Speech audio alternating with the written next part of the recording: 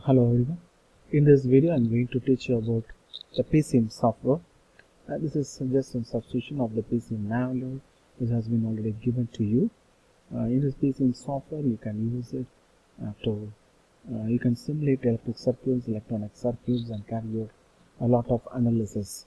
So in this, I am going to teach you about the simulation of RC circuit, especially the analysis of the first order transient circuits using RLC. Okay, so what you have to do is open PSIM, create a new project and save it. That's the first thing we have to do here. So now go to this one, click the PSIM, and now here you can select the new. You get a gridded response like this. So from which you have to save it as a new file. You can save it as my first PSIM project. Okay, now it is saved. So what next we have to do here is we have to choose the elements from the library or from the bottom line of the list of elements. Once the elements are selected, you have to keep it in the appropriate location, and then if there is a need, you have to rotate it by just right click over it, and then using the Y you have to complete, and as a completion of the circuit, you need to give the reference node by connecting the ground at the common point. Okay, we'll see how we are going to draw all those things. Go to PSIM. So here I have the resistance, keep it here, and now there is the capacitance. So capacitance, I want to rotate it, right click, now it is perpendicular, so draw here, place it at the appropriate location. Fine. What next? You can select it and delete it wherever it is. Okay. What next is I need a voltage source. Here is only a DC source. Okay. So I am putting a DC source here. Now fine. So we have the DC source, we have the resistance, we have the capacitance. Now we need to have the measuring element, that is the ammeters and voltmeter. Here is the ammeter. So place it here. The ammeter should be always in series with the elements where you want to measure the current, and here is the voltmeter. So right click, I want to measure the voltage across the capacitance, so I place the voltmeter in parallel to the capacitance. Okay, now the elements are placed. Now you have to use the wire to connect the elements, and so that the circuit will be complete. So here is the wire tool. Take the wire tool, so draw the wires and complete the circuit.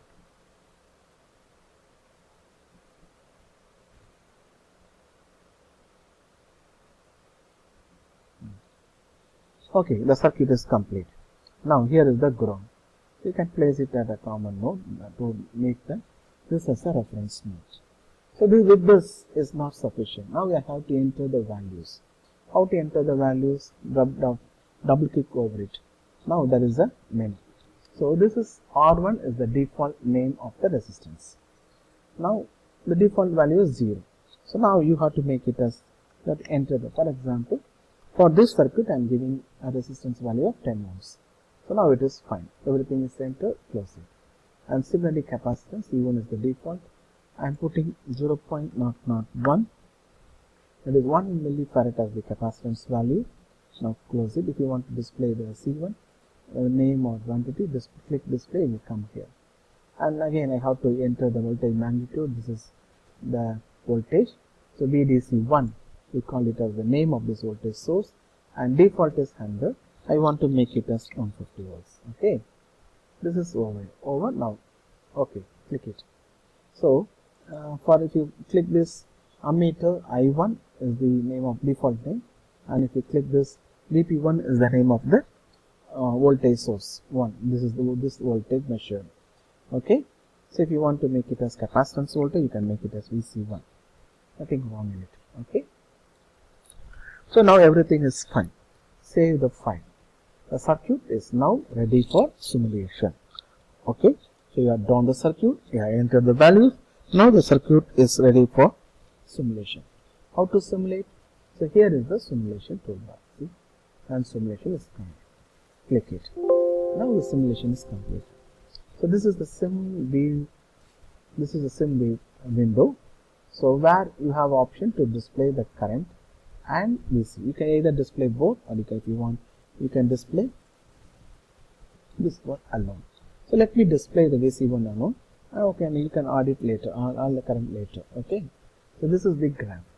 You see, we gave the maximum voltage as 150, but what is coming is only 100 volts, but at the same time is not completed.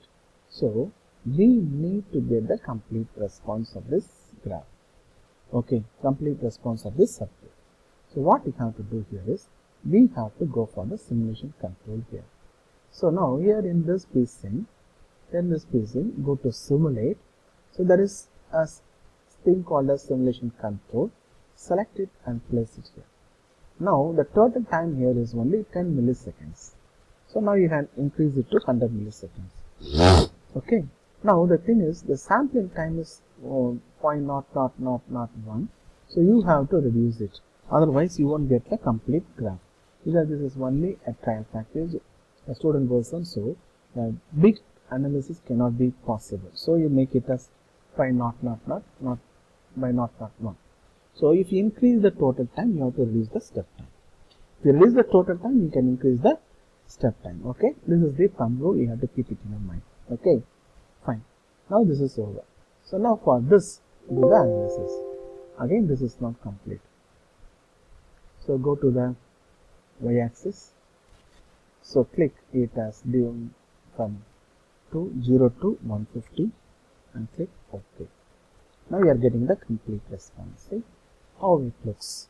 So this is the complete response of the circuit. Okay. Now if you want to draw the graph of current, now select this button, click this button. So now the current you can add, and you can get the current graph also. See, this is the voltage and this is the current magnitude. Okay, how to do the analysis? Just click measure or click this one. So place wherever you want.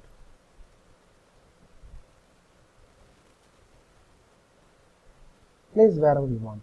This E1, I1 at that particular locations are displayed. You can see this. Okay.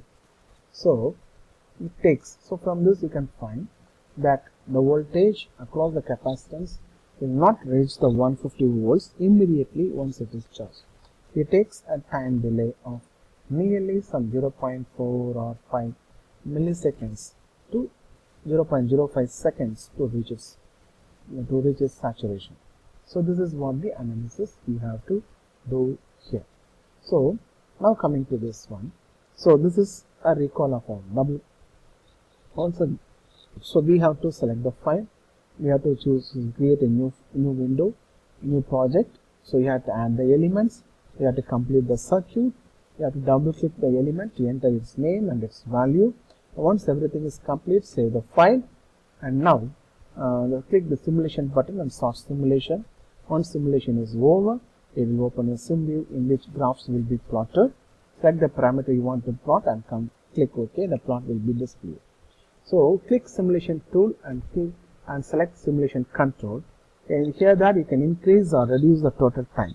If you increase the total time, it will be good to reduce the step time to get the complete graph. So select measure in the toolbar or click on the graph that will give the instantaneous values of the current and voltage, and you can add some more parameters in the graph. And if your circuit is more complicated, and you can do lot of analysis in this using this one. And that's all about the PSIM simulation. It's a very interesting tool. So you can use it for RC, you can use it for RL, you can use it for RLC, you can use it for RLC in series and parallel combinations. That is, this is only a first order. You can go for second order simulation too also. So other things we have it in the laboratory class. So wherever if you have any doubt, you are free to ask me.